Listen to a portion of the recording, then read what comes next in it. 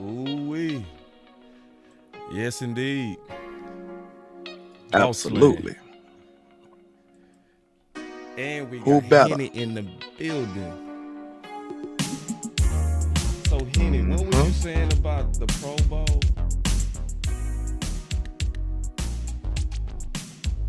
Henny. Well, Landlord. Yes, sir. What was you talking about with this Pro Bowl? You know, we know the Pro Bowl don't mean a whole lot. You know what I'm saying? But at the same time, man, I just want my players to get the proper respect that they deserve. And if you haven't been blind, you can see that Tyler Smith has been one of the better offensive linemen in football this whole entire year. And I feel like he got disrespected, man. I feel like he's supposed to made the Pro Bowl, man. I really do. Yeah, that was the clearest snub of all. Mm-hmm. Yeah, I feel like he's been blocking people like 10 yards away from the plate for all year. Yeah. And you don't get a man a Pro Bowl? Yeah. At least an alternate or something, you know? Yeah. But it's cool. It's cool. Yeah, hopefully it pisses him off. But it also don't match the grades that have been going around too. You know what I'm saying? Them grades have been really rewarding Tyler. Now, I don't subscribe to PFF grading ever. Not ever. All right? So I'm just saying all the grades, all the graders, including just all of them. Everybody had him ranked at the top. You know what I'm saying? So when it's just, how can you have that big of a discrepancy and then it not be seen by the people that make those decisions? So exactly. Anyway, so, man, we finna get into it, man. We got my OG Henny in the back. I don't know why I can't hear him, but we gonna get that fixed. Let's go.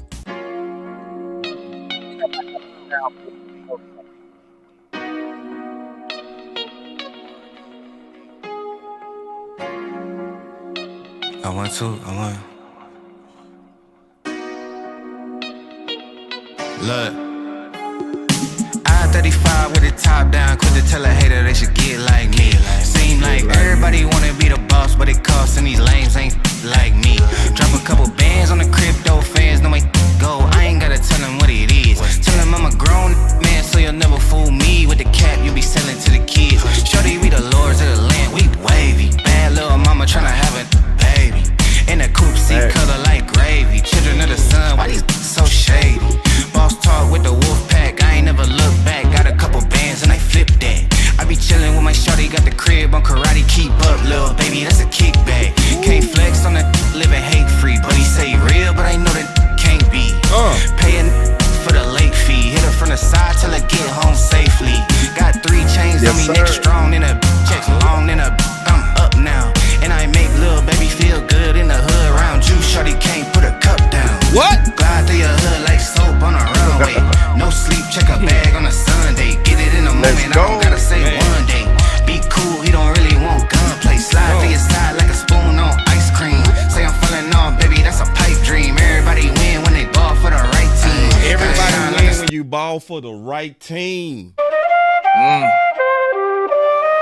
Tell them again. Everybody win when you ball for the right team. If you on the right team, man, stand up. Let's go. Let's get it. We sing for it. Yes, sir.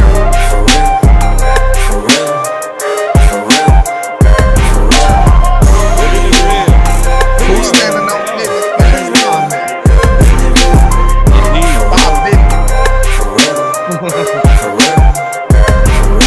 My boy Landlord started something. He called you Slam Williams. Yeah. He wants to know, will you adopt that name from being a slam artist like how you did up from Detroit, man? When you think about adopting the name Slam Williams. Let's do it. Let's do it. You keep looking for a flip, for real. That's not wealth, that's rent, for real. For real. For real. For real. For real.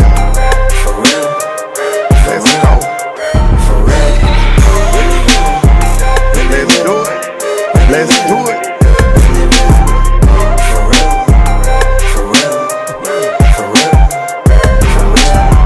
No leans on the whip, for real. get bored, I take a trip, for real. Take a loss, I never trip, for real. Been in shock, I'm not a lick, for real. I'm trust the source on my hip, for real. Make a move and you get hit, for real. No pictures by the crib, for real. Can't let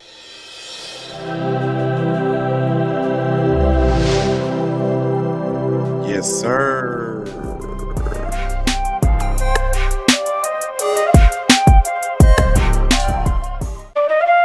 Who better? Who better? Who do better? You know what I'm saying? If you knew better, you would do better. Ain't that what they say, boss? Man, that's what they say. I hope Landlord. you're picking up what we putting down, man. I hope they picking up what we putting down. I do man. too. You know what I'm saying? I do Because, too. you know, hey, this is a great opportunity for our Cowboys, man.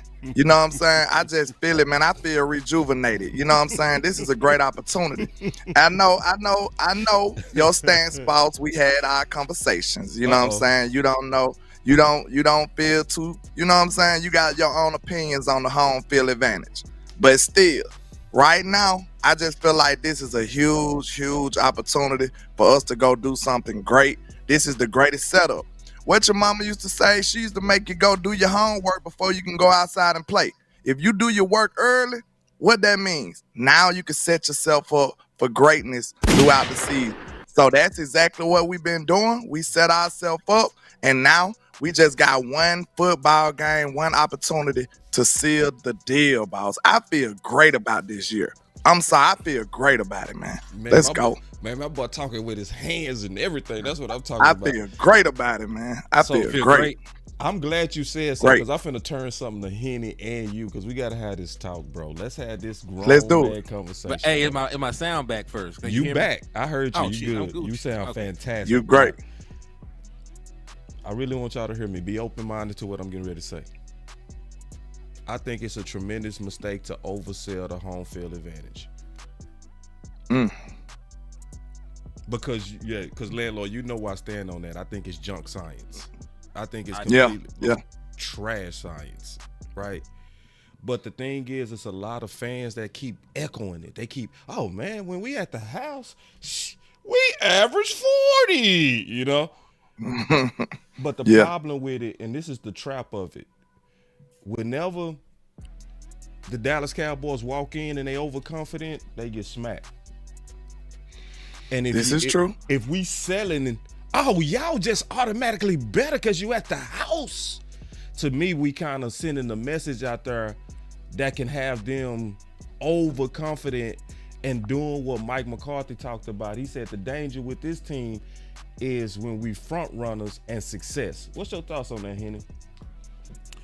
Well, of course, I disagree with you wholeheartedly in regards to home field advantage.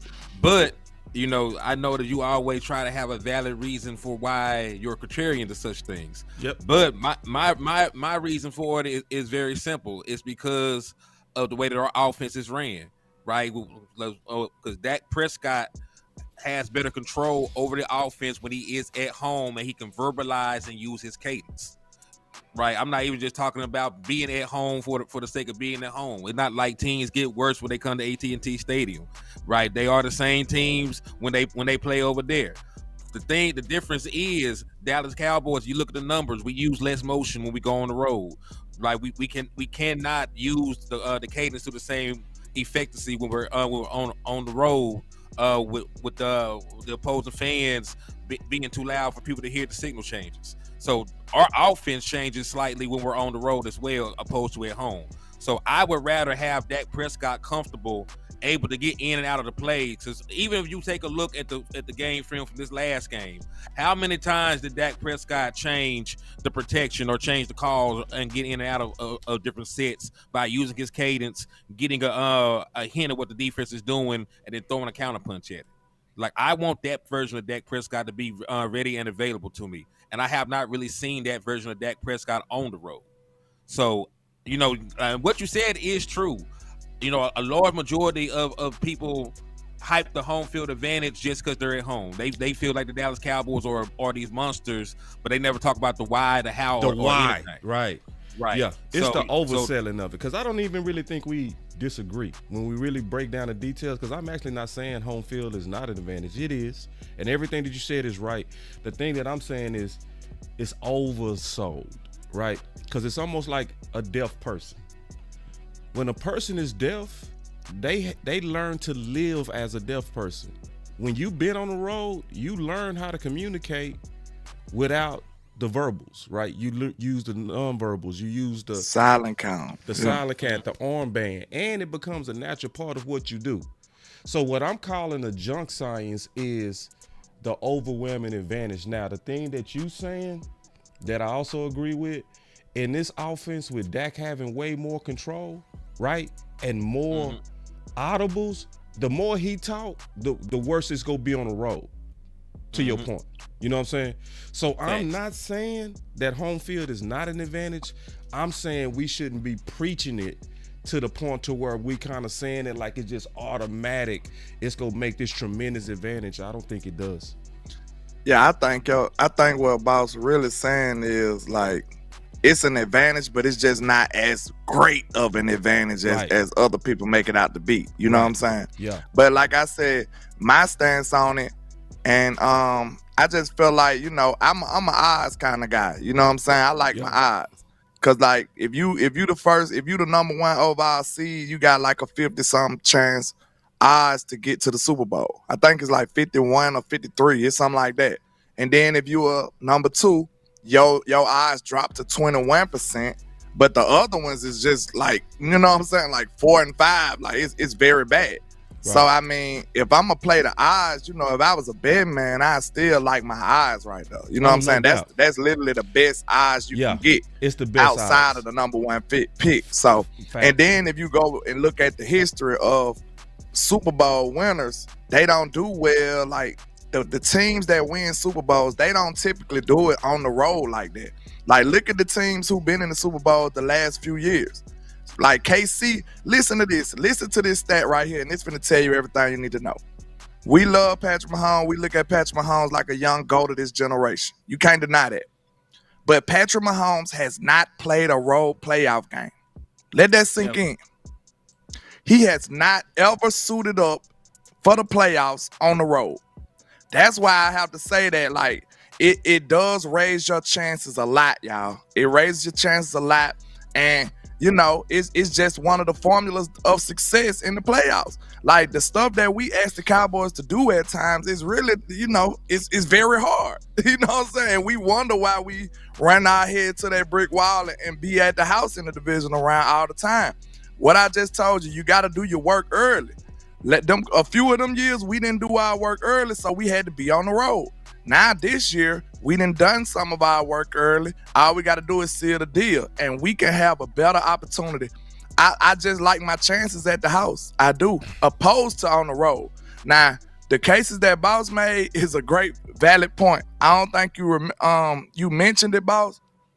But far as when it was scientific, I love science. Science like my favorite subject since I was a kid. So I feel you on that. Yeah, I love science. So when you broke it down to science, when you was like, you can't make it a valid experiment if you didn't test it 100 times. Here it is. I can rock with that. Like that make a lot of sense. You know what I'm saying? Yep. That make a lot of sense. But like I said, can I explain it real quick before you go? Go ahead. All right, because this is why I call it junk science. Right, because it's a mix of what everybody's saying. The thing about what everybody's saying is a lot of truth to what everybody's saying, right? It's a tremendous advantage to play at the house, but the way it's inflated right now, it's off a small sample. And according to college level stats, 17 is not a close enough sample size. Any sample has to approach a minimum of 100 to even be taken serious by any science statistician. So that's why somebody left a good comment, and it was a perfect comment. They said, yeah, a couple of years ago, we was on the road having better success than we are at home, you know? So this whole debate really started when basically I was saying, agreeing with Jay Tuck, that yes, home feeling is advantage, but more important is who you're playing. You know, that's the most important advantage, you know? So that it got spinned out of control, but that still remains true to me So I want to say that before you continued and explain why I was saying it's junk science. Because let me say one more thing too, real quick. Because it's these type of random, this is why we believe wearing a stripe on your helmet gives you advantage, or the colors, or if you playing on grass, or if the mascot. It's all kind of junk science because people taking small samples and making a trend, and a law out of it. True.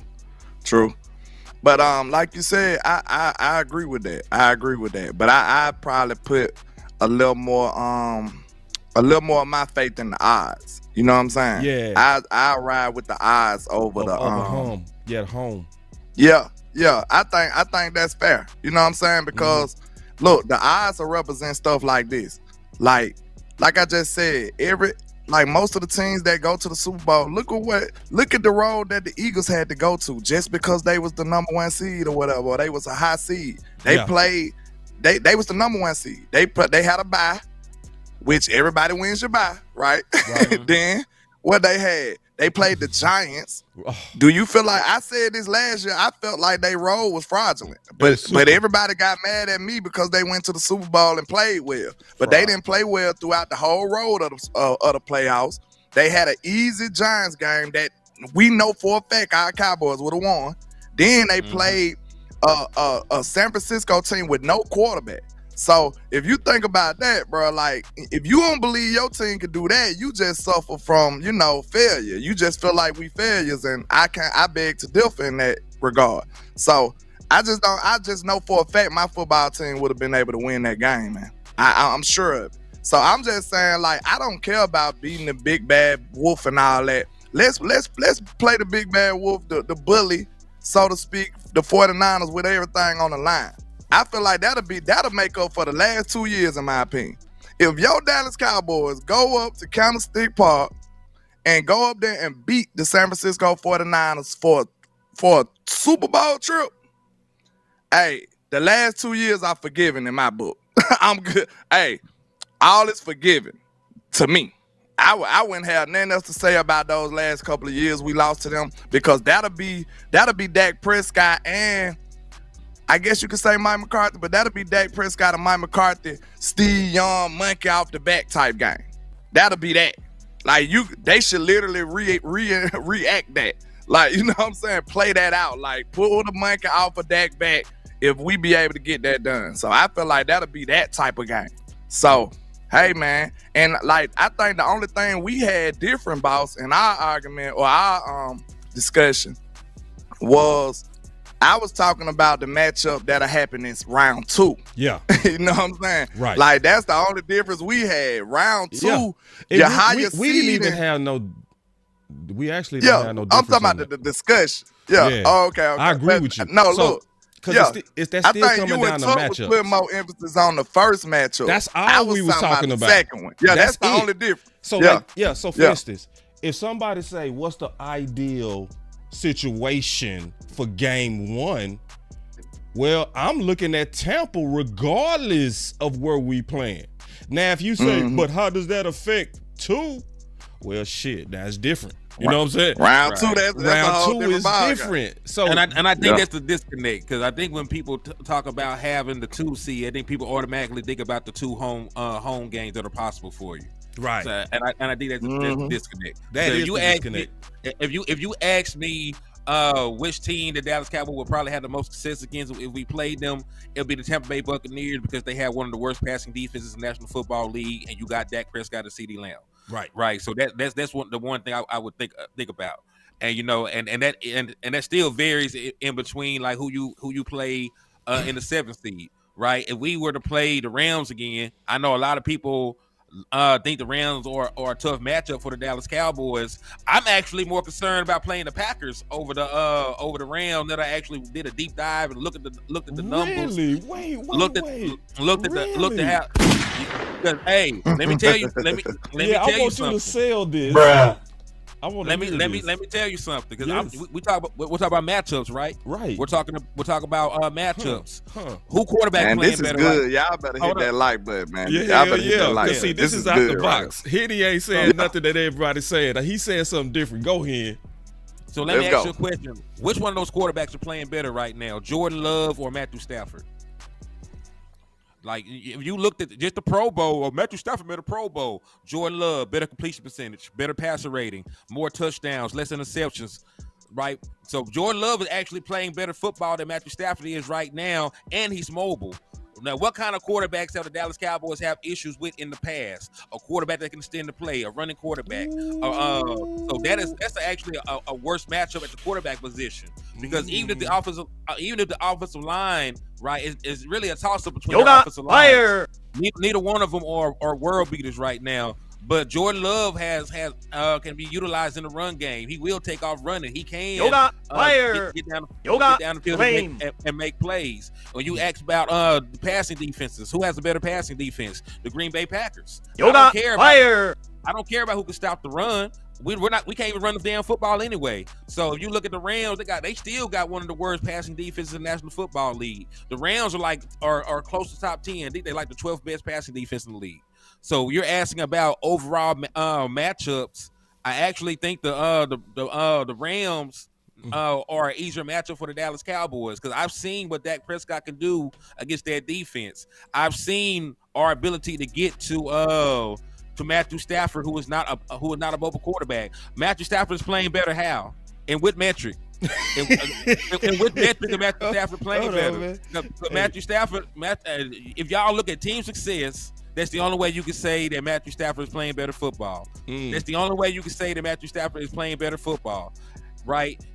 And even when you look at team success, the dude that makes that offense go was Kyron Williams, because they were a losing team before Kyron Williams came back. Kyron Williams rushed for damn near 1,200 yards in 11 games. that is the guy that makes that team go. Over here, that other boy, over here them other boys, they're still good, but Dylan ain't doing what Kyron Williams is doing. What's the other boy name with the dreads? AJ Jones ain't doing what Williams is doing right now. So overall, I think that the worst matchup for us is probably going to be the Green Bay Packers. Now, I'm not saying they're going to go out here and beat the Dallas Cowboys. I still feel like Mike McCarthy's going to take that game very seriously. I think he's going to coach his ass off against them. Because one thing I will say, I think Mike McCarthy will be way more motivated to beat the Green Bay Packers after what happened last year with Kellen Moore. He had his opportunity to come back. He's not going to sleep, Henny. He's not going to sleep. He ain't gonna sleep. He had his opportunity to come back dressed as the ghost of Vince Lombardi. And that boy Kellen Moore just took his sauce away from him. That man came dressed to kill, and he walked out that mug with an L, because Kellen Moore did not know when to run the damn football. So I think time out. That boy is cooking, man. We gotta let him cook. What you doing? He cooking. I was just about to give him his props. Go ahead, though. Go ahead. Keep cooking. I'm just saying. That's probably the game that got Kellen Moore ass put out of Dallas. What we're talking about it, right? That probably was the last straw. Like, he probably didn't say it right then, but in his mind, he knew he was not going to deal with that man no more. That was it. He signed his death certificate the moment he took that game away from him. I gotta hit a button on this landlord real quick. God damn, that boy. Your cards. Yes, sir. Oh, man. Look. I was just about to say, when the chef be, when you're grilling and stuff, you got the steak, and then you add a little of that cognac. Yeah, you cooking with Henny now, man. You cooking with that Henny, bro. You cooking with the Hennessy, man. You let that steak anymore. marinate in the cognac, man. That's what just happened. It's Henny. That's what just happened, man. That's exactly what happened. Because for real talk, because at first I was in the mindset of, the Green Bay Packers, they're a young team. They barely going to make it into the playoffs and everything else. And then I actually went and looked at the numbers over there. Like, them boys is balling. And listen, Jordan Love is doing that without a true number one wide receiver. He's doing that without a true number one wide receiver. All them boys over there are equally potent because he spread the ball around. Okay, let's talk about it like this then. The one thing I'm with you on it slightly, because it's iffy anyway. You know what I'm saying? Because who want to sign up to deal with McVay though? You know what I'm saying? That's my thing about it. Like, McVay, if anybody could trick you and pull off a miracle win, You know what I'm saying? I would put it on McVay. Like McVay could come up with a game plan that could just screw us. Like that's possible. And now we seeing reports that it look like the Rams are trying to play us. So I mean, like, hey, take that for what you want. You know what I'm saying? I was just about to say, this is a very good discussion. I'm just sitting back. The number 2 seed though, it kind of piggyback off what he was saying. The reason I like the number 2 seed is two reasons. Because you get 2 home games, right? And then you can't play the number 1 seed until the NFC Championship.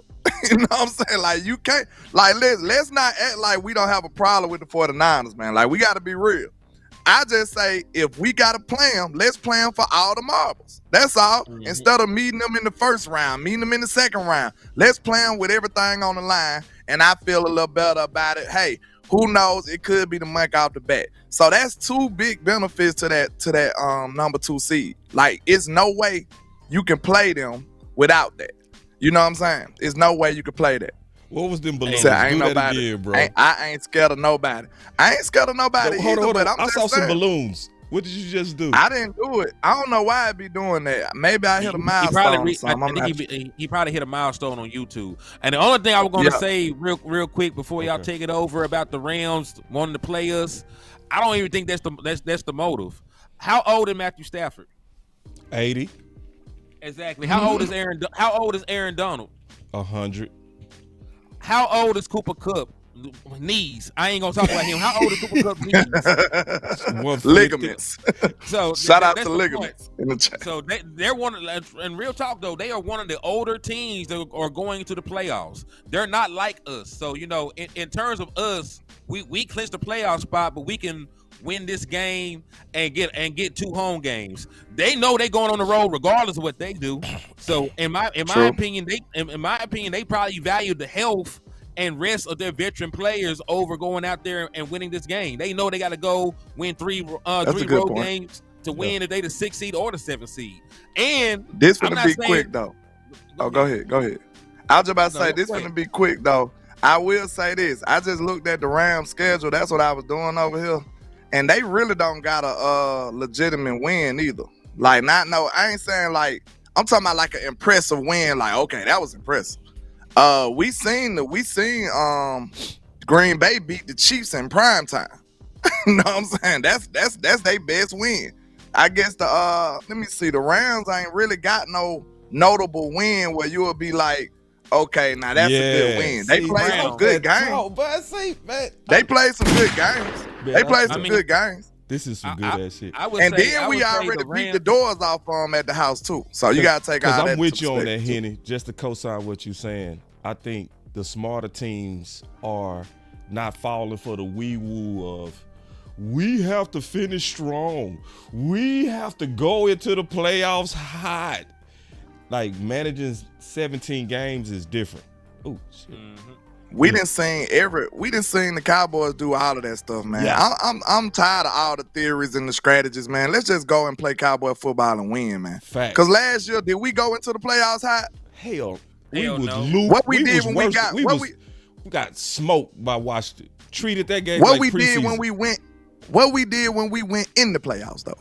We smoked Tampa like that. We had a historic. That killed the theory. You know the theory. You gotta go to the playoffs hot. No, last year it killed it. Like for everybody that believes that, Henny is right.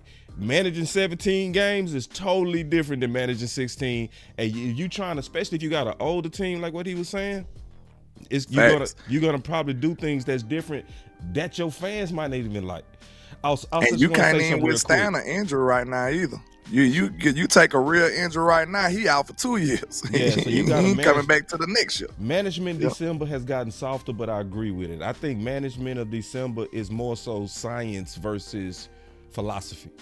Also, Stargazer in the building. What's up, Star? What's up? Shout out to Star.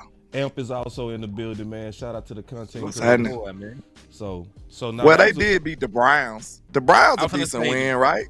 They beat the Browns. That's a decent win. They beat the Browns and they swept Seattle.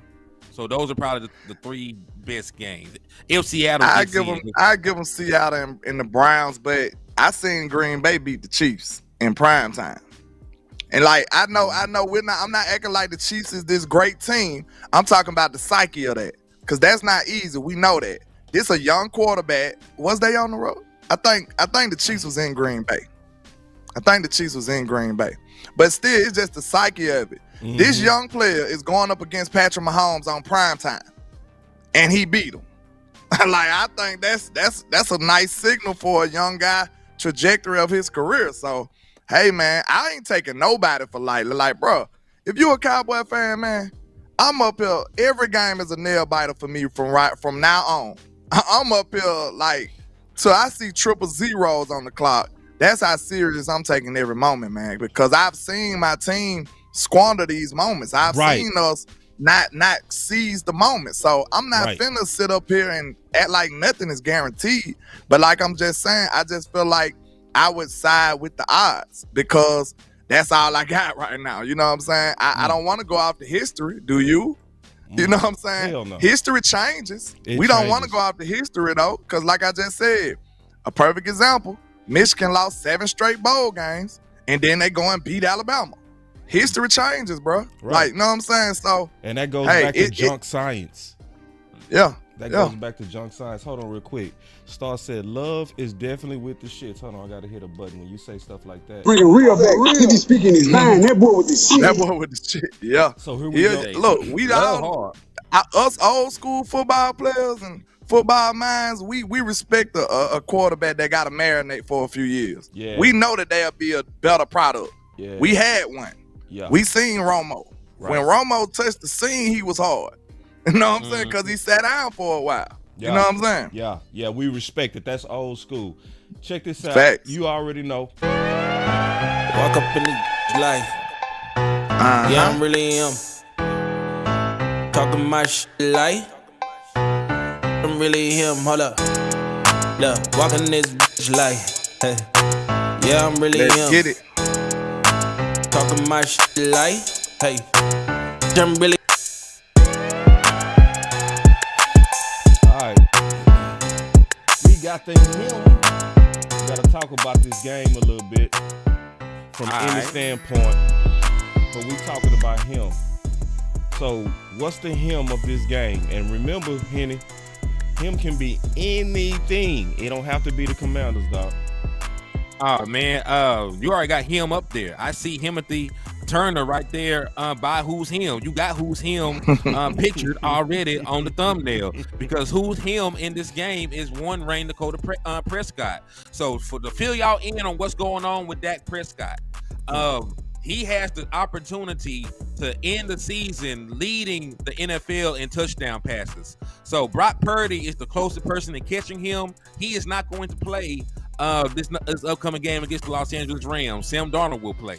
So Dak Prescott with a couple of touchdowns will submit himself as the league leader in touchdown passes.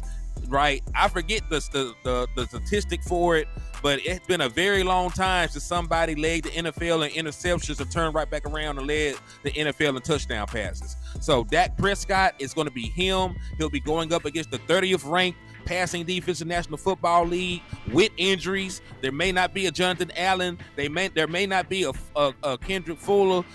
They may be out there on their last legs in terms of defense. So Dak Prescott might throw for 4 touchdowns in the first half and be sitting his ass on the sideline in that fourth quarter hat early. So that's really what I want him to be. We need to win this game, and we also need to leave this game relatively healthy. So let Dak Prescott sling that whole round, give CeeDee Lamb about 20 first half targets, call it a day, and we can all go on about our business. So Timothy Prescott. Him Duncan. Yes, sir. I feel the same way, man. You know, I'm rocking with young Ryan Dakota, man. He's been him throughout the whole season. He's had, you know, statistically one of his better seasons, you know, even though I don't want to be numb to his greatness, though. You know what I'm saying? Because I was about to say something disrespectful, but because, bro, this is normal Dak to me. I'm not up here like oohing and ahhing at this year like that. You know what I'm saying? Because this is what I expect from Dak Prescott when he plays his form of his style of football, when he's utilized in the correct ways. So I'm not up here like he didn't show me nothing for real. He pretty much legitimized what I thought. He kind of like, you know what I'm saying? He just made a check mark on there like, yeah, that's correct. That's all he did because this is who I thought he was to begin with. This is why we made all these campaigns going against the last regime and Kellen Moore, who was holding them back with this timing-based system. This is the reason. Listen here, man. We got to go and say, hey, the South got something to say, boss, because we was the ones telling them folks to free Dak Prescott. These are the fruits of our labor, boss. I think we need to really think about that. These are the fruits of our labor. Clap for ourselves. Shout out to us, bro. These are the fruits of our labor. This is why you got the best version of Dak Prescott statistically and consistently. You know what I'm saying? Now, the biggest difference is maybe the consistency because we've seen swings in that game because of the coaching staff, because of the way they call plays, and because of the way they carry themselves. But let's make no mistake about it. This is normal Dak Prescott business right here. This is who he is. So now this year is even more who he is. Like you see him running and manipulating the pocket at different places and, you know, scrambling. This is really who Dak is, not the other years. This is really who Dak Prescott is. And one more thing, this is why we stood on business last year about the interceptions, right? We were still banging for Dak. Bro, we didn't went through wars for these fruits right here that we bearing right now. We done went through wars for this. We done went through all kind of criticism, all kind of laughs, and all kind of jokes, and all kind of viral tweets and viral moments, all kind of videos, and all kind of analysts on BSPN talking crazy about our quarterback. But these are the fruits of our labor right here because we had the courage to stand on business about this truth. We knew that wasn't a proper representation of Dak Prescott, and that's why we getting the best version right now, and that's why he is him. And I feel like he's going to take us to the promised land, and it's going to start Sunday against the Commandos. That's why he is him dunking, baby. Let's get it. We don't give ourselves enough credit, boss. We don't. We be out here thugging and banging for our squad. You know what I'm saying? We be banging. Do you know how hard it was to bang for Dak when he throwing interceptions left and right? But we knew it wasn't his fault. We had to bang on people about that. We had to make film sessions. We put in work. We showing everybody that this is not really him. You know what I'm saying? We had to go against a number one offense, boss. You know the struggles it was. Yes. All these so-called experts and analysts, bro. All these so-called experts and analysts going against us, talking about we crazy because Kellen Moore offense is this and is that. Ooh. These are the fruits that bear from that label, man. I'm happy that my content creator space that y'all was so, you know, nice to let me be a part of. Bruh, I'm glad we bang the way we do, man. I'm proud to be a part of this space because y'all, I see people stand on business over here, man. Yeah, I see people stand on business over here, bro. That's what makes us different right there, what you just said. For real. We stand on business. For real. We willing to bang against anybody if it's right and it's for the betterment of this football team. Even straight up. See, straight up. Peapod Henny was like, I all the way disagree. Didn't like, hey, respectfully, you know what I'm saying? But that's what make that's what make us all better. You better have a sharp knife when you over here, and you better have a solid bullet in your pistol, cause hey, you gonna get shot, and you better come correct. You better come correct, cause you gonna have to. You gonna get cross-examined over here. It's for real. It's part of the They space. just need to know we wouldn't be in this situation without them wars we fought. That's why we got battle scars right now. Facts. Because of this is what we fought for. We got stripes. More than battle scars, we actually earned stripes. See, that's the thing I like, is that at first people was hating what I was saying on Kelly. Boss is negative. I hate his channel. Boss is, he's. So now when he got fired, it was 800 people watching. I ain't never had that many people watch. You know what I mean? Why? Because they was like, damn, Boss stood on it and it wasn't popular. Stood on business. Landlord stood on it. It wasn't popular. Like what my boy Henny did, boss. I all the way disagree. See, we respect that over here. See, I didn't get him on feelings when he said that. I ain't like, hold on, this is boss land. You ain't supposed to disagree with the host. What the fuck you doing? Hey, you know your place. We can't have him as a guest anymore. Nah, it don't work like that over here, man. He was cross-examining my point, and I had to stand on it. That's how I go. Yeah. Let me give this my ain't no yes man business over here. It ain't no yes man business over here. No, sir. Let me get my him.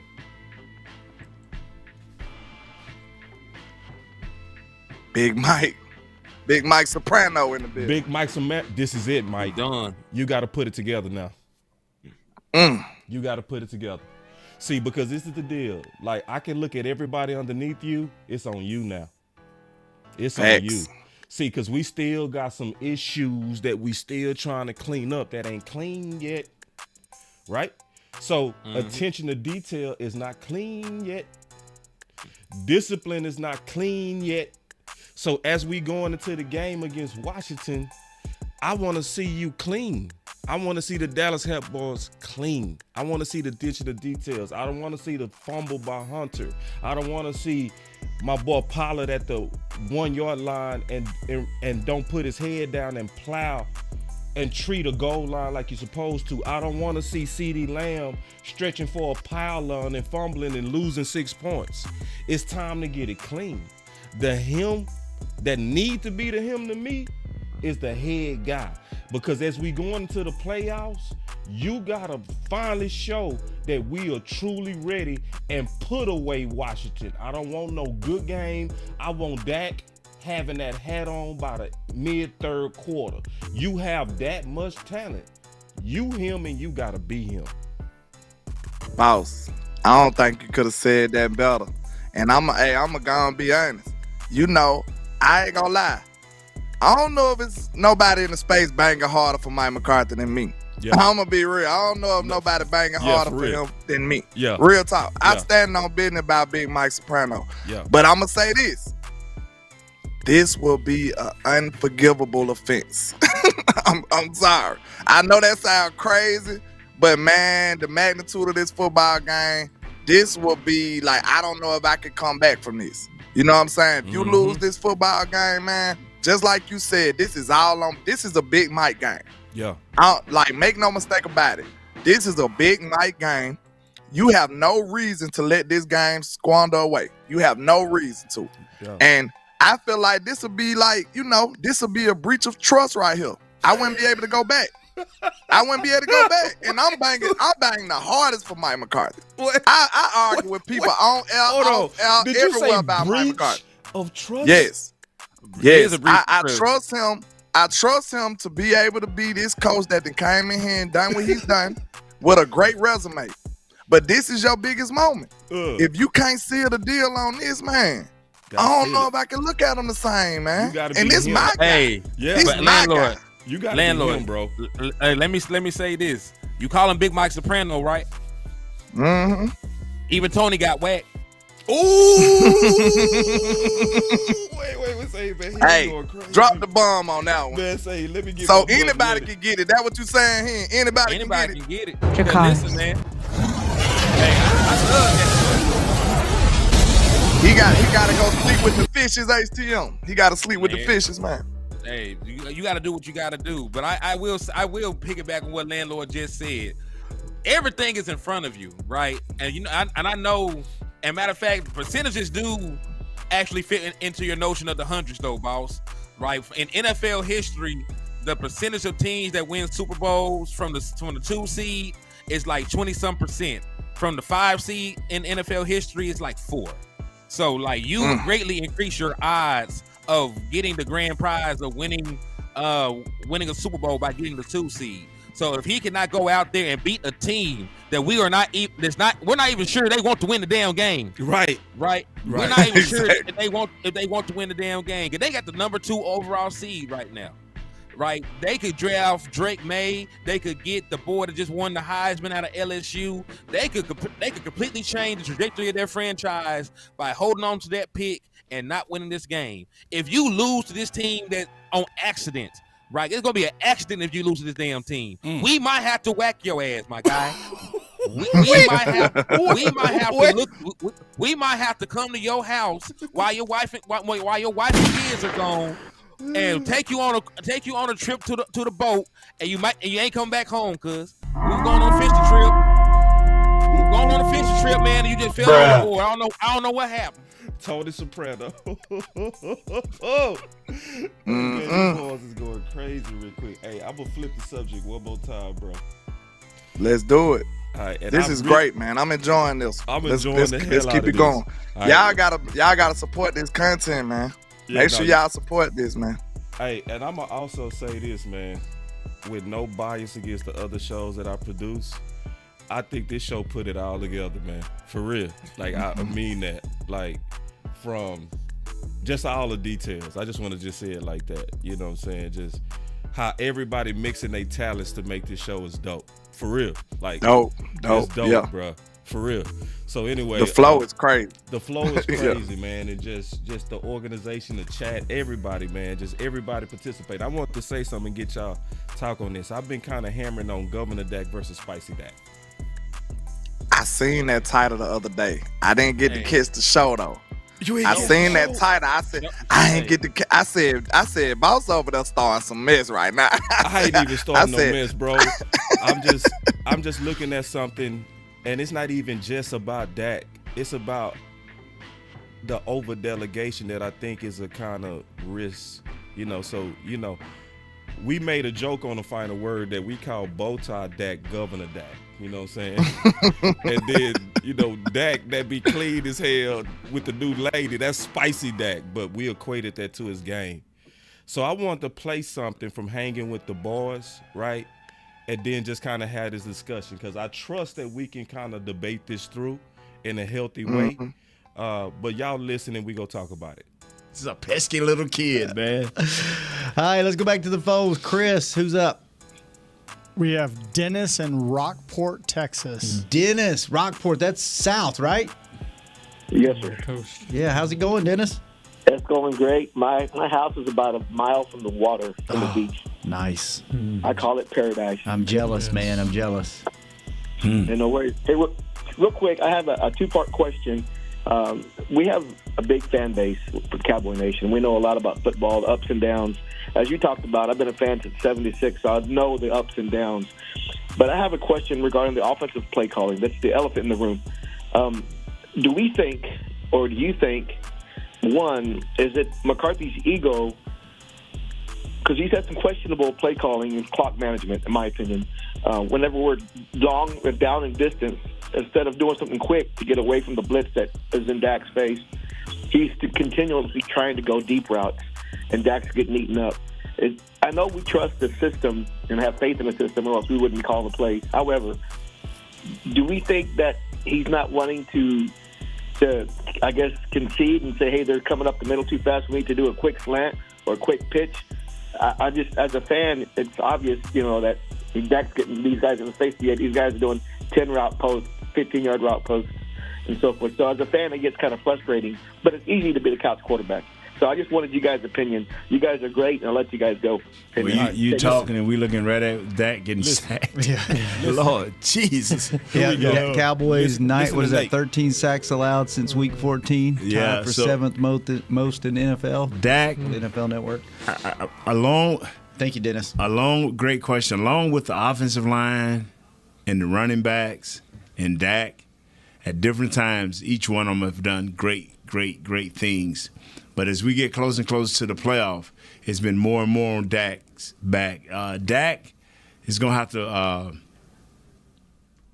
maybe change your play, go into a quicker slant, get a quicker release, or just throw it away as the games get bigger, as the teams get tougher. And because, Coach McCarthy can call what he wants, but Dak's job, and especially in this offense that we run, this is for him to get them in the best play possible.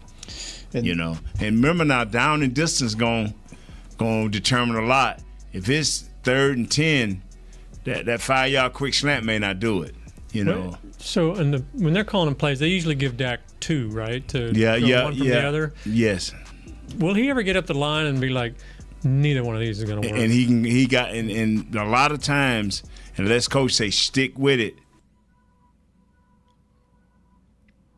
Unless coach say what? Stick with it. Mm-hmm. He can change the play. Can change it up. And that's why a lot of times we go up there and he'll look around. That's why they get out of the huddle early. So he can look around and see how these plays fit up or what's his pre-read. The game ain't easy, man. The game is not the game. Yeah. So the reason why I said that, because I want to highlight to where he said, unless Mike said stick with it. So I was making the case, and I really want to hear from both of y'all because I trust y'all analytical ability.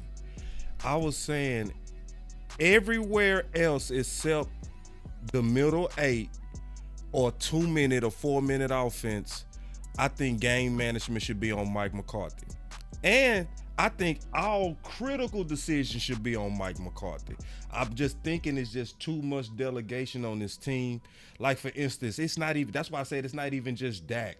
It's Fossil being able to go for a block punt, which didn't fit the situation. You know what I mean? And then you got to go over there and say, why did you do that? No. He should have cleared that with you. You know? He should have knew not to do that. He should, it should have been when he would have ran it by you. Fake punt right here? No. Why did he have the authority to do that on his own? And why are we putting management on Dak in a new offense, especially even with the governor offense? This is the key. With the governor offense, we was number 1 in 10 play drives. It was already perfectly made for the middle 8 or the last 4 minutes of a half or the last 4 minutes of a game. Am I tripping? I'm going to start with you, Henny. I actually don't think you're tripping, because that is one of the key things. I understand that Mike McCarthy is the play caller, but you're the head coach. At the end of the day, when life or death scenarios arise, because remember, we're moving to the postseason, single elimination, it's do or die. So we're going to be in life and death scenarios every single week going forward. Right. When stuff like that, it comes up, it's time for you to take command of your team.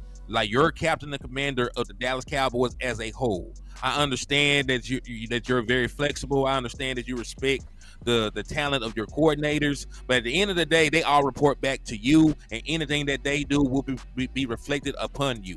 So if you do not want John Fossil going rogue and calling fake, calling punt blocks out of nowhere and getting 15-yard penalties, change the trajectory of a game, you need to have that talk with him prior. Right, same thing with Dan Quinn. Like, I understand. Like, I know you want to let Dan Quinn cook, but I would have went to Dan Quinn and told him, you better stop the goddamn run when we were playing Buffalo Bills. You better put one of them safeties on the bench, my guy. I need to see every linebacker we got because it was not working. So you need to make some OG. Listen, we can't sit here and call him Big Mike Soprano and he not acting like the boss. Ooh. Hey, wait. I think you went a little too far, my guy here. You got fire. Don't do my guy like that. Hey, wait a minute now. Fire. Hold on. Hear me out. Wait. You know I'm not standing for that. Hold on, man. Landlord. We just started. You right, but I just don't like it. You right, I just don't like it. You know what I'm saying? I'm just be honest with you. That's my guy, bro. You know what I'm saying? What they say, you gotta ride with the guy right or wrong sometimes. Don't do my guy like that. I'm with you here. I'm walking with you, man. Forget Landlord. Wait till I make my case, though. Wait till I make my case. Hey, but hear me out, though, man. But hear me out. Like, there's a time and place for everything, right? You can delegate some stuff in a game against the Carolina Panthers, where you're a damn near 20-point favorite in the eyes of the public. You can delegate some shit there. I ain't tripping. If you want Dak Prescott to call the plays that game, you can do so.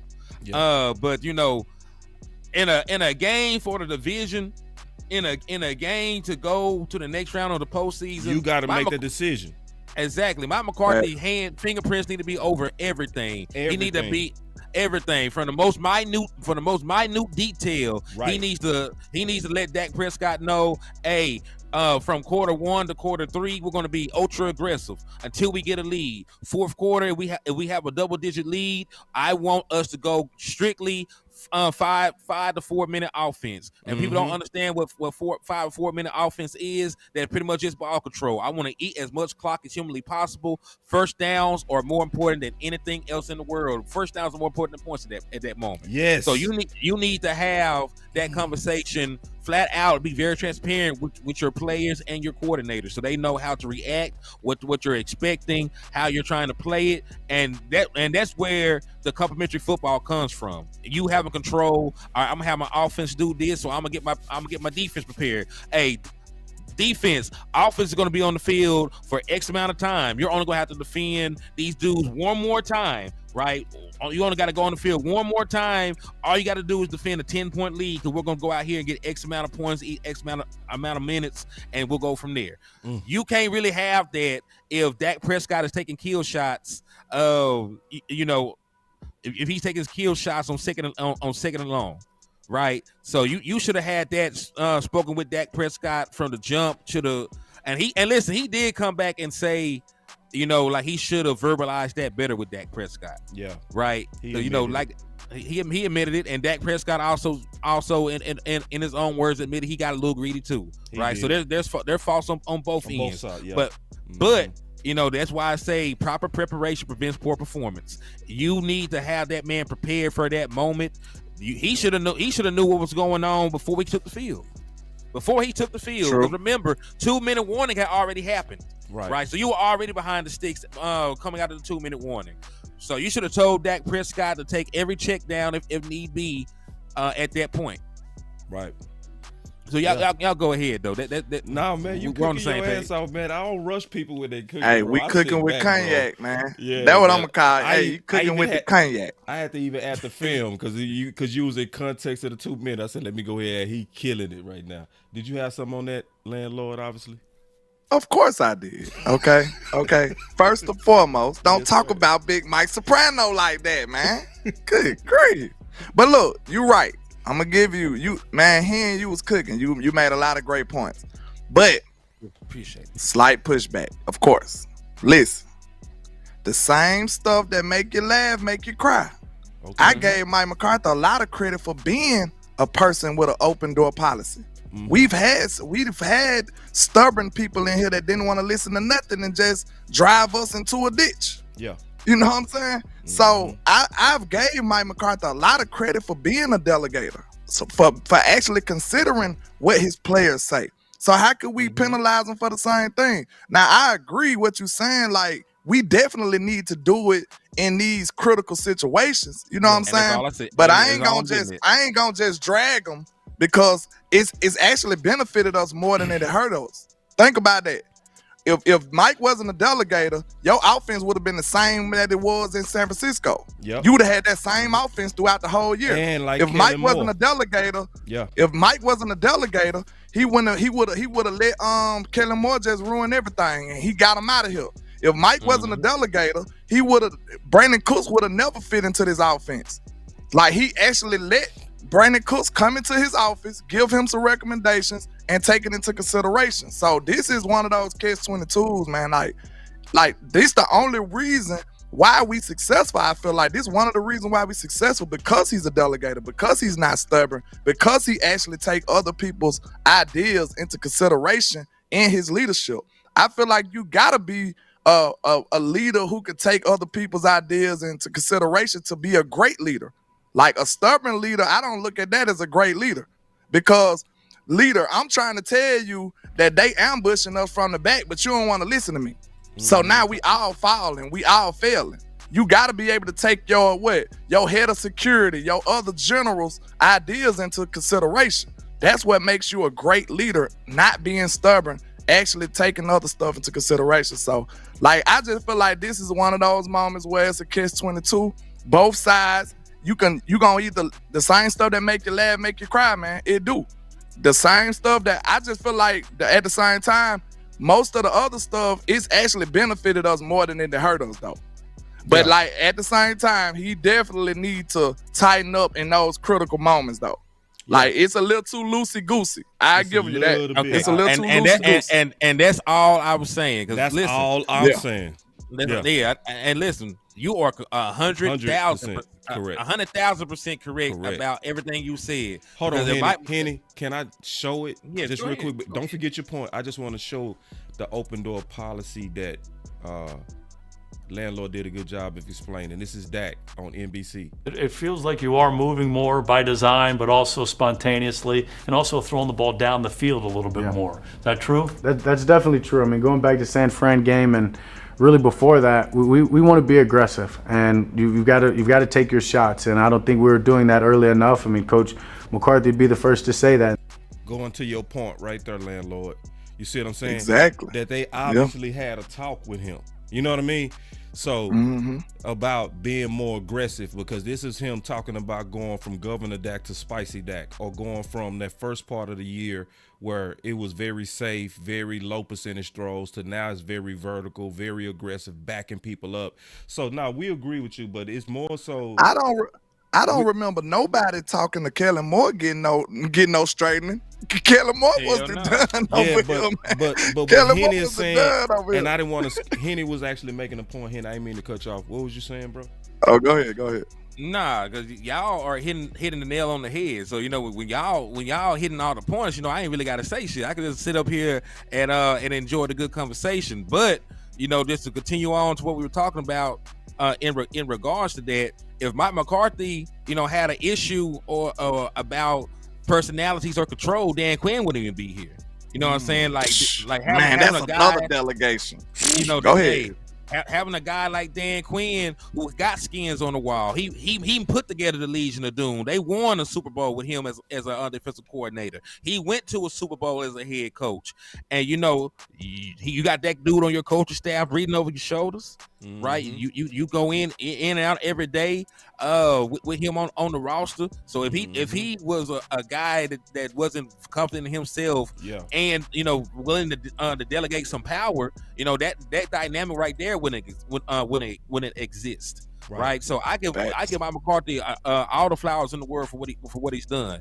I just want occasionally when the situation calls for it, when the situation calls for it, that's when I want you to bring it back in, man. Like you need to tighten it up a little bit. Turn the knob just a little bit. Just turn the knob. And tighten it up. It's the same thing like at my job, man. I got a lot of free range. You know what I'm saying? Like I got a super cool boss that's like a family member.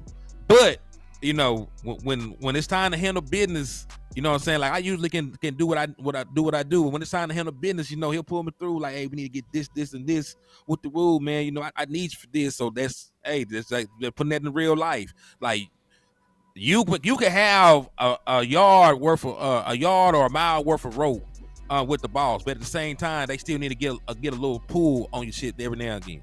Facts. So y'all already know, man, we got to pay the bills.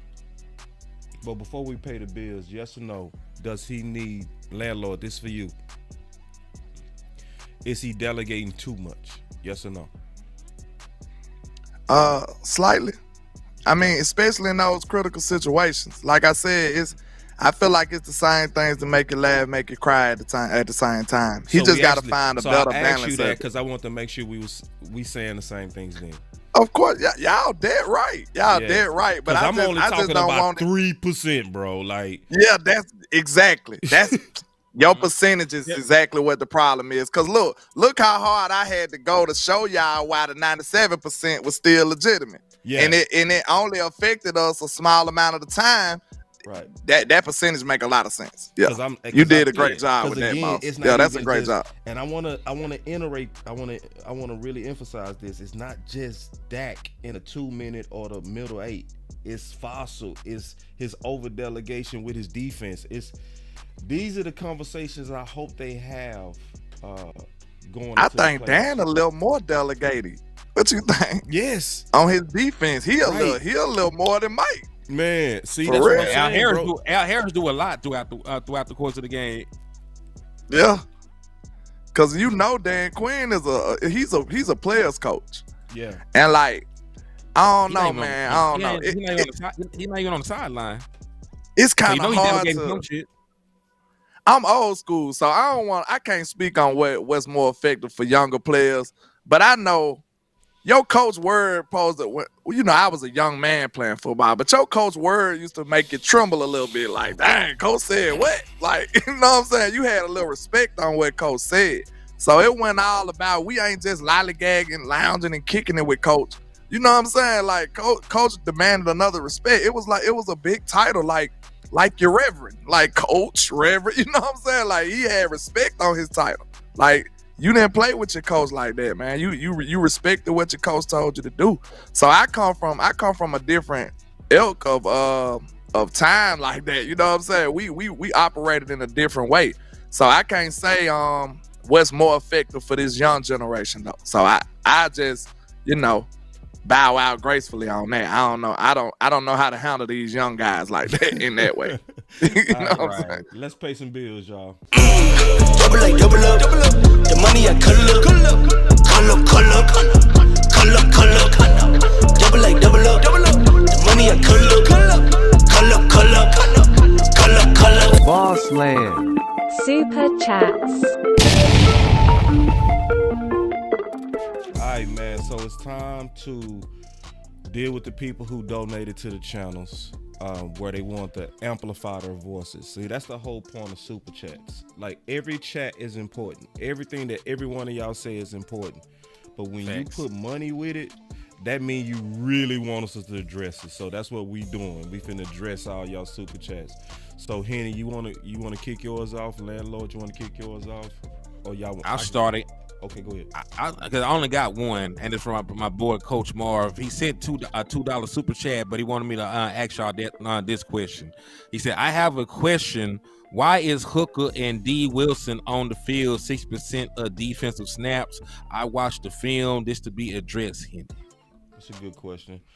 I think the reason for this is I think Mike McCarthy, Big Nickel, is addressing the trend of the league to have a lot of 11 personnel. Right, and a lot of it's a spread offense now, so you trying to keep them bulky linebackers from getting caught up in automatic mismatches. So sometimes the best way to do that is to have a hybrid guy. So I think the birth of Big Nickel was more so based on a trend of the offense is going on, and that's why you seeing 60-70% safeties in the game. This is a counter to what the offense has been doing as a trend. Now, if the offenses as a trend begin to now go counter to that and they begin to run the ball, they begin to get fullbacks and they begin to blast them little linebackers, I think you're going to see a revert back to traditional based defenses. That would be my answer to that super chat. Yeah, that's a good way to say it. I mean, I agree with that. Go ahead, go ahead, Len. No, it's the my only super chat right now was the same thing. So Coach Ma asked the question on my channel too. He wanted it with the $5 super. He wanted it out there, didn't he stood on business with that question. So yeah, it's the same question. That's the one. That's the only one I got over here. Yeah, and I got a couple over here. So let me just knock mine out real quick, and then we'll get on the phones before we get up out of here. Chris 214 said, "Will Mike run if teams dare him to? Any concerns?" Yes, Mike McCarthy will run if teams dare him to. You remember that's how he got caught up in the early games. Remember? It was one of them games, I can't remember which one. But we was like, man, you kept running the ball, and then we was in a 2-minute offense. And he came out, he was like, man, that's what they was giving me, and I tripped out. Do y'all remember that?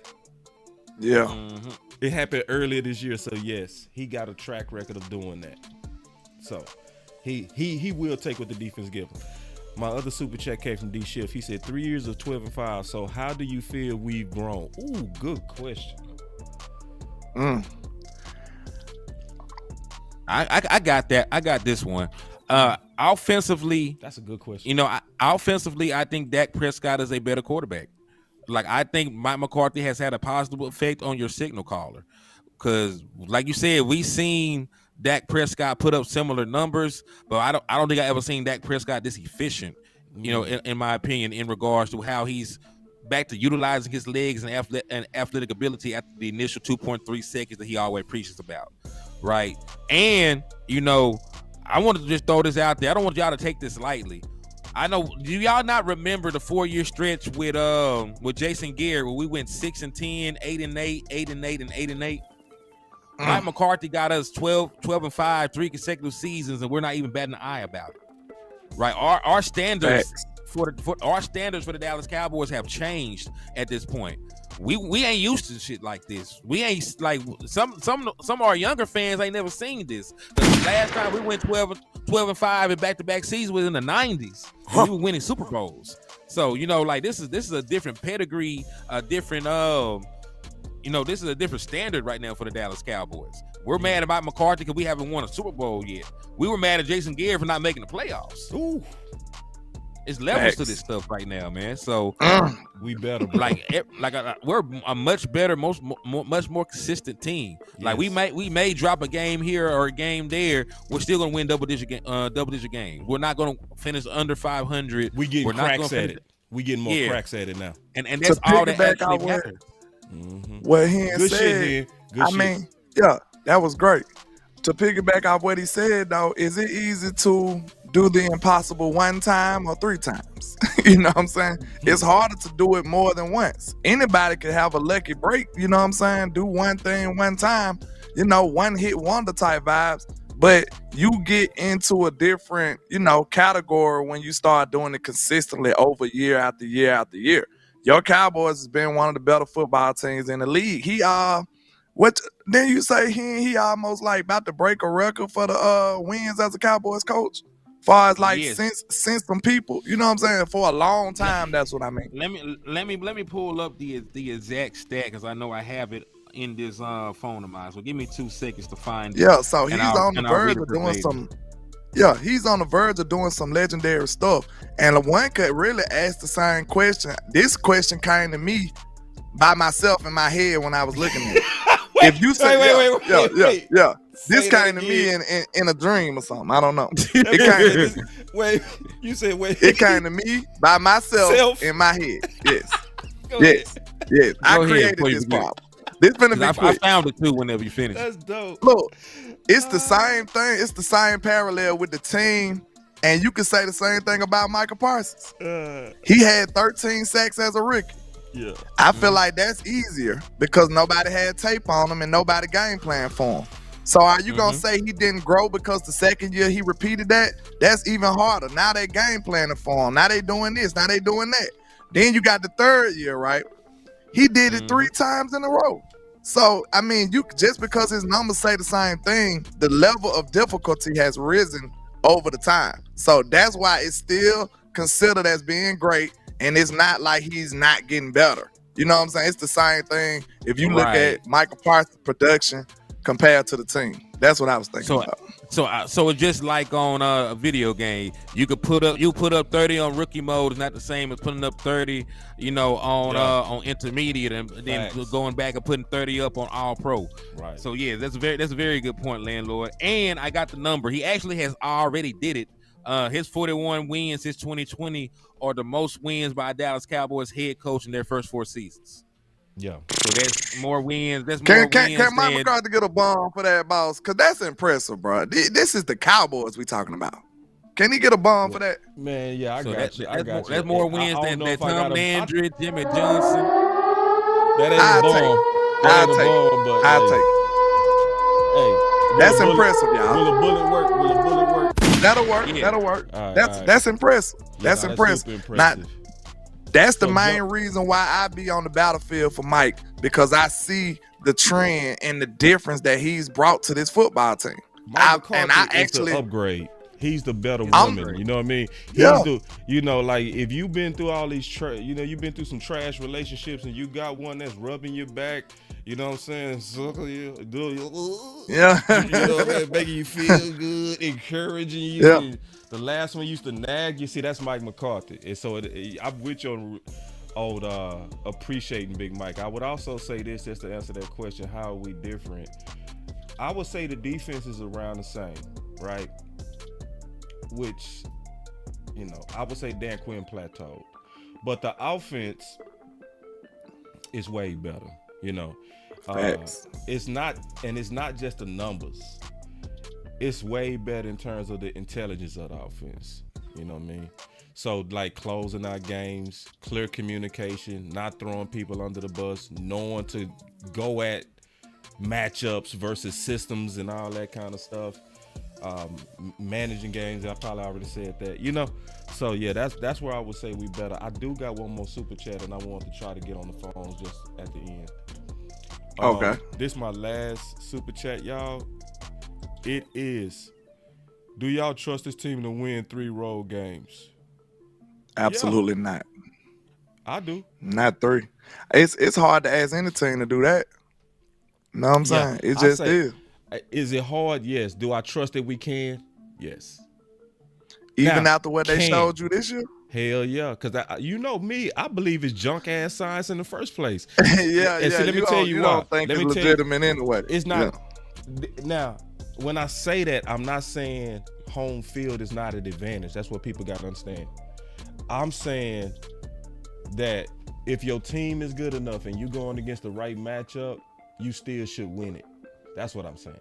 You know what I mean? Now, this year, I don't trust this year's data because, first of all, me as well as Jay Tuck, I already said earlier that the home games are your easier games.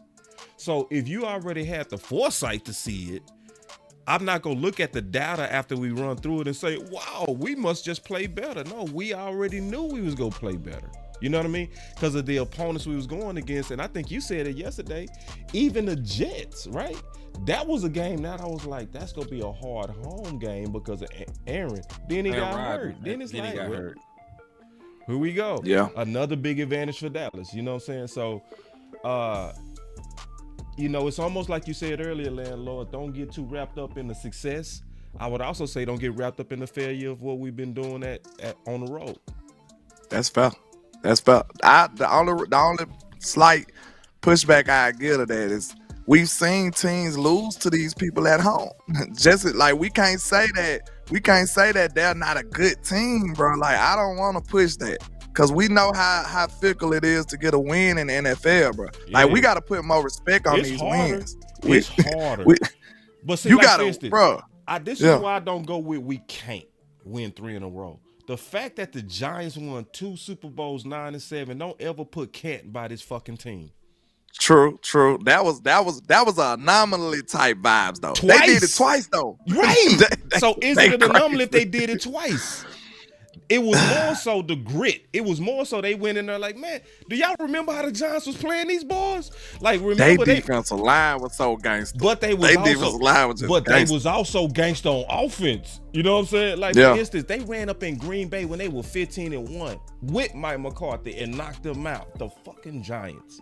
So there's no way that came to Dallas and beat us too. Right. They got lucky and beat us though. Man, but it was all about. Man, it was. We beat them twice that year, right? We beat them. We swept them that year, and then they came and beat us as the number 1 seed. I punched a hole through my wall that day. Hey, that's what I'm saying. To me, it's the moxie of how you play on the road. If you go into the road like we not good on the road, man, we always lose on the road, then you go lose. But if you go like, man, fuck that shit, man. We finna whoop you in your house. Like, it's to me. Walk in your trap and take over your trap. That's what you got to be feeling like. Bro. Like, and I don't care what happened this season. Yeah, we lost some regular season games away, fine. But we finna whoop you in your house. And that's what I want my boys thinking. And I don't want my boys thinking, we finna whoop you because we at home. I want them just, look, we just want to whoop you because we better. That's the mentality I want them to have. That's, you know. So here we go, man. Back in it, baby, just stay in the town. I'm on the edge, I ain't coming down. I get too high, I'm afraid of the ground. I'm young and I'm paid to play with these sounds. Ignoring the call, she shutting that gown. Started at the top, and I'm taking it down off the champagne. Took a break from the brown on a rampage. I've been giving it brown.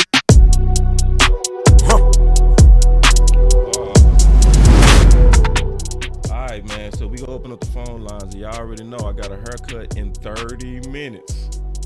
But hey, hit I'm that gonna line walk from here anyway, because you know I gotta get back on the day job. I appreciate both of y'all boys for coming through. Well, give us your final words then. All right, final words: Dallas Cowboys by 1,000. this weekend. You know, but real talk though, man. I expect the Dallas Cowboys to lock in, focus, go ahead and put the kids to bed and get this dub against the Washington Commanders. You know, I expect great things from my team moving forward, and we'll worry about the playoffs when the playoffs come around, man. And after we win this game, I just want y'all to sit back and think back to when we lost to the Arizona Cardinals, and think about where we're at now. Because there's a lot of people that jumped off the ship, hung themselves, and they tapped out on the season after we lost to the Arizona Cardinals. Fact. Now we're finna be the number 2 seed in the NFC with 2 home games, and listen, this is the highest seed that we have been in since 2016. If we get it, this is the highest seed that we would have been since 2016. So these are really our best chance to get it done since Dak Prescott's rookie year. So hold on to your butts, prepare for the ride. It's going down, man. That was Hen, bro. Hey, I want to say this before Hen leave. Hen, you one of the dopest in the space, bro. Real talk. Facts. Here you go. You go hard. I appreciate the hell out of you, bro. And then the main thing I like how you do, man, you speak your mind. That's what I love about you. That's what I love about Star. You don't kiss no ass to nobody, and you don't hold back your tongue on your opinions. I think people like you a treasure, man, because we can trust what you say, man. But go ahead and go to the job, bro. Enjoy it. Appreciate you, man, for coming through. So we already got these calls in here now. So we gonna lock the phones and get them on in, and then I'm gonna go get fancy with my haircut. So I'm gonna lock. Let's do it. So here we go. All right, so Joe, you live. Hey, what's going on, boss? What's up, landlord? What's up with so it? I said this yesterday. The thing I'm imploring Cowboy Nation to be more vocal about, please, is we have to get on this team about mental errors. All right. We gotta be more vocal about that. It's too concerning. Oh, mental errors. Into these playoffs. Yeah, that's what I said. That was my whole thing about Big Mike being him. Yeah. Mm-hmm. It's about the mental errors and the details, because it's been too much in that and it ain't clean yet. Just straight up. And that'll get you beat in these close games. Well said, Joe. Facts. Good call, bro. Joe, always bring it, man. Yep. That was Joe, man. And Joe got a lot of heart, man. I love how he always... Oh, Henny say he in the background. Let me see. Yeah, man. I didn't try to click off the damn thing. What you mean? I didn't but try. But you did say you was finna go, right? Yeah, I was finna go, but he was in the middle of talking. I accidentally clicked the damn button. Oh. Nah, whatever you do, we ready for it. Yeah, we gave you the final words. So, unless you got something else. You got something else? Nah, man. Fuck the Commanders. That's my final word. Let's get it. All right, yeah, man. Go to work. Have a good job, boys, man. All right. Yes, sir. All right, we got one more, man. All right, Mr. Burns, you live. Hey, what's going on, boss and landlord? What's up with it? What's happening? Ain't nothing, man. I just got one question. Hey, one statement first. Man, I love the show, all the shows. Every show you do, I'm with you. Yeah. What is that song you playing in the background when y'all do that hymn segment? Oh, man, listen. But you a landlord. What's it? Hold on. Let me see. You talking about this? Hold on real quick. You talking about that? Okay. Listen to it. I want to make sure you're talking about the right thing. I can't. Hold on. Turn it up. You know the segment y'all be talking about, who is him? Yeah. You know, y'all said, I'm really him. Who was that rapping on that song? Whose song is that? I can't remember, but I will put the link in the description the next time I do a show, because a lot of people be asking about our music, you know what I'm saying? Mm-hmm. So they be loving, like, you know, the segment music. So with me and Landlord, I do a better job of putting the music in the description so y'all can actually click on it and just vibe to it. Yeah, because we be having some real nice beats, bro. You know, that's what we do. True. But go ahead. Appreciate all the content, man. And I'm with you. It's all about the details and the discipline. And we do that, we going all the way to the bowl. And me and my boys, if we go going to Las Vegas and do the tailgate. That's all I got to say. Keep on pounding. Keep on. How about them Cowboys? All right, because I ain't like keep on pounding because that's the Panthers. That's Carolina stuff. But yeah. He finished it right, man. Good call, man. That was a good call by Mr. Burns. All right, man. You already know what it is, bro. Hold on real quick. What happened to my damn outro music? Don't you start acting up on me. Where my outro music? Where my theme music? Building this plane wise in the All outline. right, then we go do it different. We got different outro music, man. I hit the button and didn't work, so we'll do this one. So that means my outro music was gone. See, and I tested the button before we went live. It's all good. So we'll finish. You know how it be. Yeah, I know how it be, man. But we finna get up out of here. I'm gonna be early this time. I'm gonna get my haircut. I feel so good about that. I've been late every time for about the last 4 weeks. That's amazing. For real. You usually be late fucking messing with me. Yeah, I'm gonna be early this time. So what's your final words on Boss Land, big dog? Man, this is one of my favorite shows. You know what I'm saying? This is a great show, a great thing we building up here, man. Here's to the new year, us getting better and building upon this where we just started.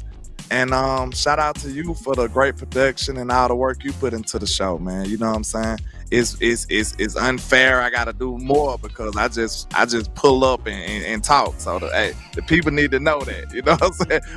Boss is a mastermind behind the scenes. You know what I'm saying? So yeah, we appreciate what you do, man. And I really enjoy doing this show, like I said. But my final thoughts on the road ahead, man, because this ain't about Washington, bro. This is not about the Commanders. This is about the Dallas Cowboys. And this is about us taking the mic off our back, actually being the team that we signed up to be. You know what I'm saying? This is the team that our fans actually deserve. This is about that. We put a lot of commitment, a lot of time, a lot of energy, a lot of money behind this football team. And I feel like it's about time for us to get that payback. You know what I'm saying? It's about time for us to spin back.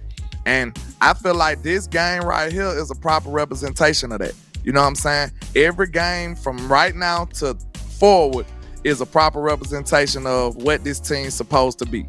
So if they fall short, I'm going to be very disappointed. You know what I'm saying? A tough loss in the playoffs, it is what it is. But right now, you got everything in front of you, man. It's time to seize the moment. We've been saying Carpe Omnia all year. That means seize everything. So that's what we need to do. We need to make sure that motto rings loud through the playoffs and our road that we got ahead, man. And I feel good about it. So, hey, man, like Hen said, lace up your boots. It's wartime, man. It's about that time. I need the biggest, the baddest Cowboy fans, the most obnoxious, be that mean, crazy Cowboy fan that can't nobody stand.